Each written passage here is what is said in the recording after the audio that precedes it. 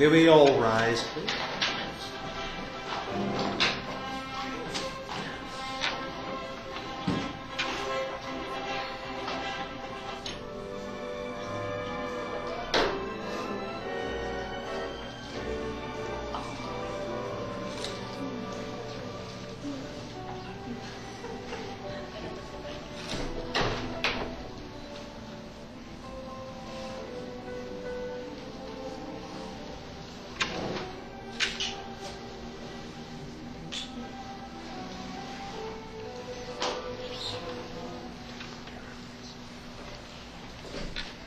And all the guests may be seated.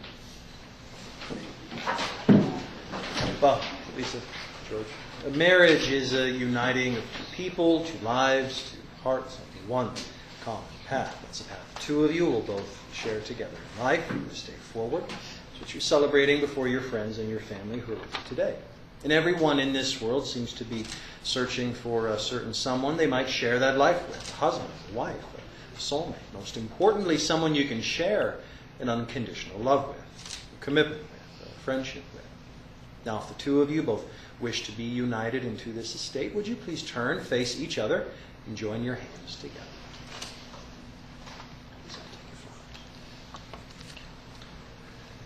George, in accepting this woman that you hold by the hand to be your lawfully wedded wife, you must promise to love her, honor her, and cherish her. Be to her in all things a true and loving husband, and leaving all others, staying only with her. Do you so promise? I promise. Lisa, in accepting this man that you hold by the hand to be your lawfully wedded husband, you likewise must promise to love him, honor him, and cherish him. Be to him in all things a true and loving wife, and leaving all others, staying only with him. Do you so promise? I do promise. Then you are given, each to the other, for better, for worse, for richer, for poorer, in sickness and in health. Now, love is patient and kind. Love is not conceited nor proud. Love is not ill-mannered nor selfish nor irritable. And love does not keep a record of wrongs, for love never gives up. For its faith, hope, and patience endure forever. Love itself is eternal. If I could have the rings, please.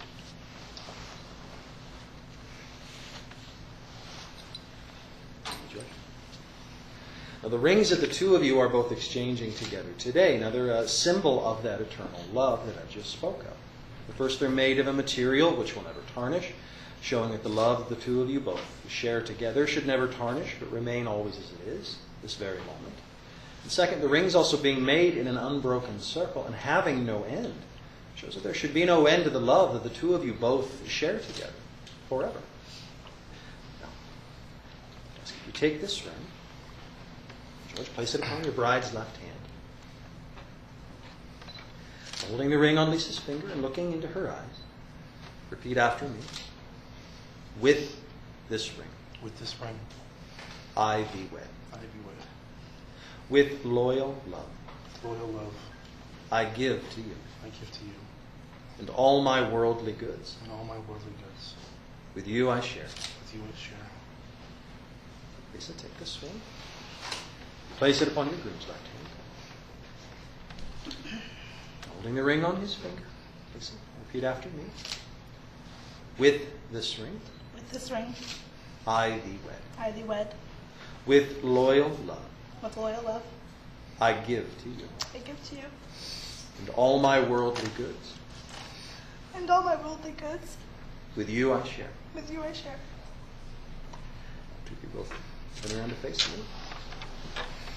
Now, as I said, a marriage is a uniting of two people, two lives under one common path. But you're not just creating a marriage together today, you're also creating a home. And when I say home, I don't simply mean a place where the two of you will lay your heads at night. I mean a home where no matter what the world will present you, you can always find solace again in one another at this moment. This home should be a place built upon a foundation of this love, trust, commitment, friendship you're pledging together today. Because, as you both know, not every moment's going to be just like this. There are times of trial, there are times of hardship, and one of the things I'd like to impart upon the two of you today is in those times, don't simply remember the vows you've exchanged, not just the rings you've given each other, but more importantly, try to remember those smaller things that brought the two of you both to this point in the first place, particularly those smaller things about one another. There's qualities in each other the two of you both recognize. that drew you together, enabled you to create this relationship, and of course, come here before your friends and your family to make this commitment together today. Now, with that said, I'll ask each of you to step over here to the podium for a moment, over here on this side. And each of you take a hold of an individual candle. Now, the flames you each hold separately represent the lives you have lived separately until joining them together today. So go ahead and light the candle in this center.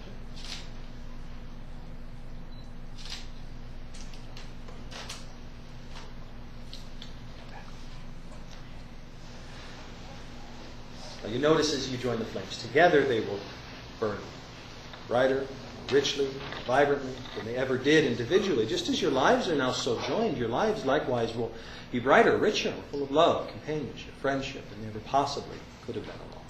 Now I'd like to share just a bit of a poem with the two of you, and the reason being is I think it speaks very truly to that sort of commitment that a husband and a wife share together along this common path of marriage. And it says, in part, I love you, not only for who you are, but for who I am when I'm with you.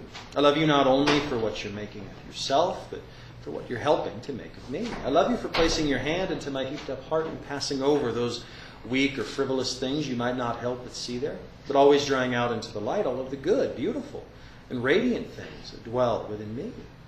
Now, I know as long as the two of you always remember to keep that sort of commitment together and always look toward the good in one another, always look toward the beautiful in one another.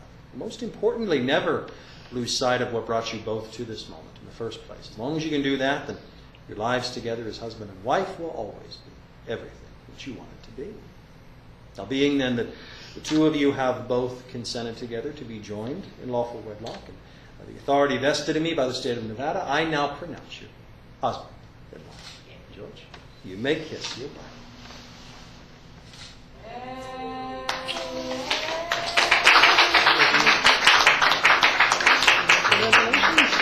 Congratulations, Mrs.